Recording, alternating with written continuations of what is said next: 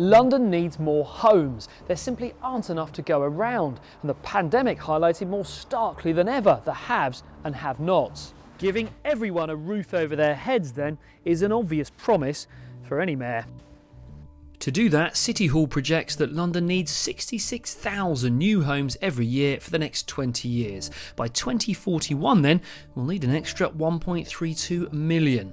So is that achievable? Not if recent history is anything to go by. In the last 10 years, just under 300,000 new homes have been built. So some way to go then to keep up with future demand. Another phrase we often hear from politicians is affordable homes. But what does that actually mean? Well, there is no simple answer. There are a range of different schemes now to help Londoners save up and get on the housing ladder or afford to pay their rent. Those who qualify effectively get a discount to the going rate to help them out.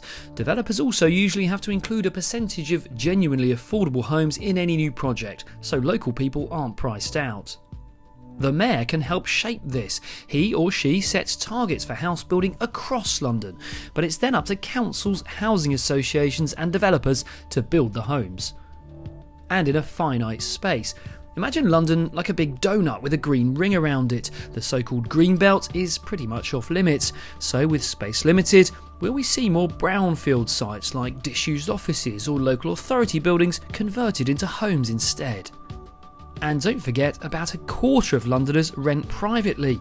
Many feel the rules over rent controls and the rights of tenants and landlords are well overdue an overhaul. Now, the mayor's powers in all this are somewhat limited. Central government would need to pass new laws to bring about genuine reform in things like rent controls, for example.